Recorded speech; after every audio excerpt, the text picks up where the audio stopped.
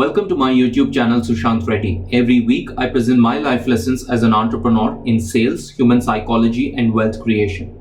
In episode 9, I discuss accountability. As always, I'm grateful to the likes of Naval Ravikant, Nassim Taleb and Ray Dalio for their ideas on this topic. To recap, we started out with the SLAP formula for wealth creation. In previous episodes, we discussed the three components of wealth creation, i.e. specific knowledge, leverage and patience. In this episode and the next, I will spend time on what I think is the most vital component that is also extremely tough to master, which is accountability. Webster defines accountability as an obligation to accept responsibility or to account for one's actions. Now, this is vague, misleading, and does severe injustice to a very powerful tool available to humans.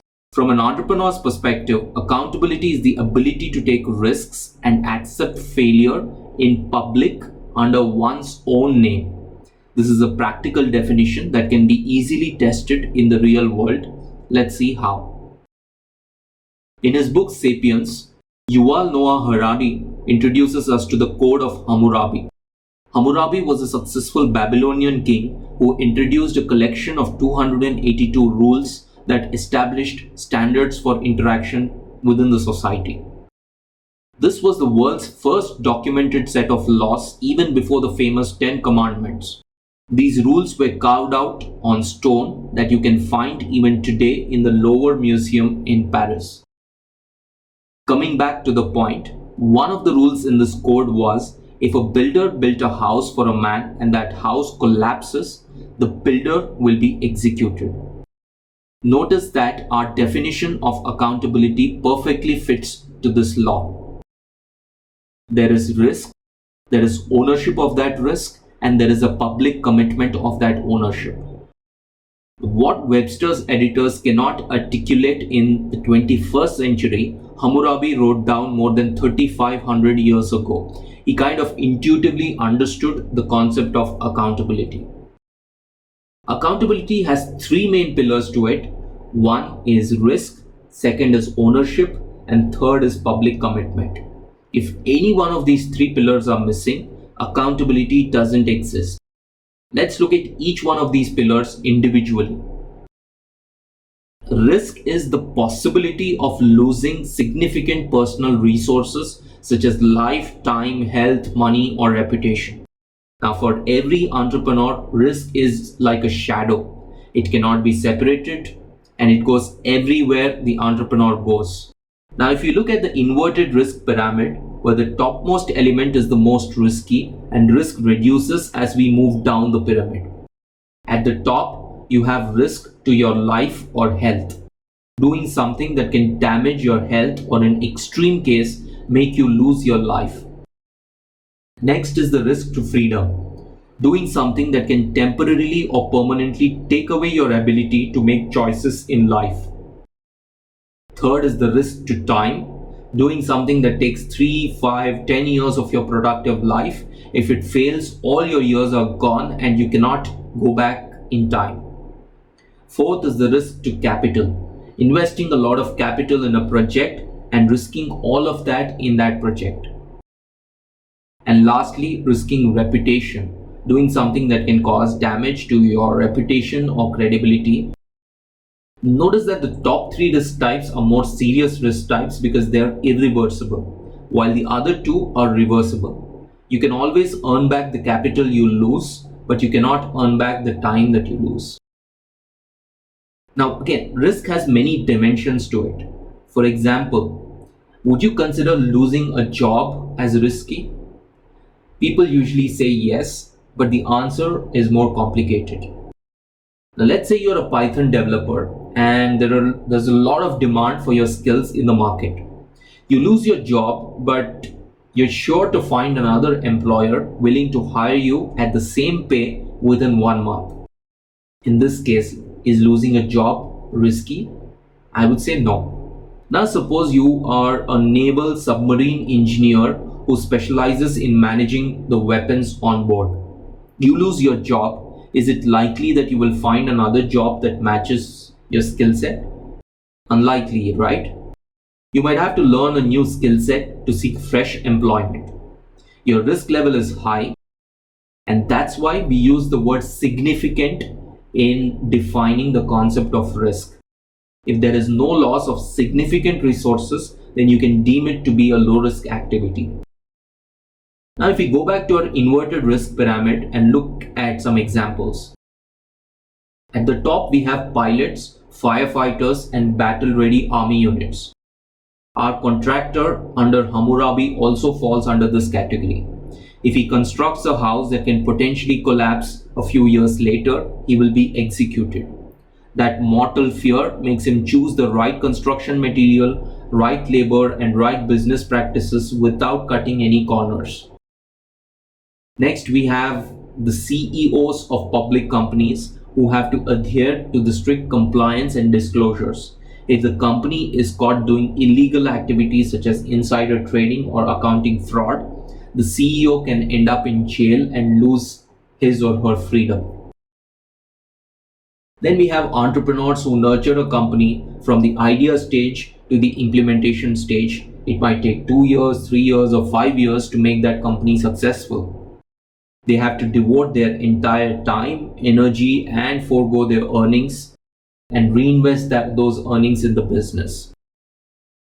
Next, we have investors who put their hard-earned savings into business ventures that promise better returns. Lastly, we have a risk of reputation. Economists who make forecasts a year down the line risk their reputation if the forecast turns to be a disaster. Politicians who make commitments before the elections have to honor those commitments once they come onto office. Now, the second pillar of accountability is ownership. Having risk doesn't necessarily mean you own that risk. Nassim Taleb, in his book Skin in the Game, talks about the risk-reward symmetry. If you own the reward but share the risk, you tend to create an asymmetric risk-reward profile. Ownership of risk means that if you own the reward, you should own a proportionate amount of risk.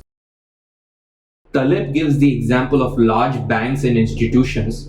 Bankers and traders took on enormous hidden risks, and when everything was going in their favor, they earned huge bonuses. And when risks blew up one day, these same bankers asked for urgent bailouts and got out of the situation without any personal downside. Let's look at a similar situation in a startup. The owner of a startup has invested $100,000 of his own money and spent 2 years building the business. He hires a sales head for a fixed annual compensation of $100,000 and a variable compensation equal to 5% of yearly sales. Now, if all things go well, the upside is very good both for the owner as well as the sales head. Both make good money. The sales head makes a good bonus at the end of the year. Now, if things go southward, notice that the risk of the owner is pretty high because he not only has to pay out the compensation of the sales head, but also worry about his own $100,000 already invested in the business. As for the sales head, he will lose the 5% variable pay in the worst case scenario.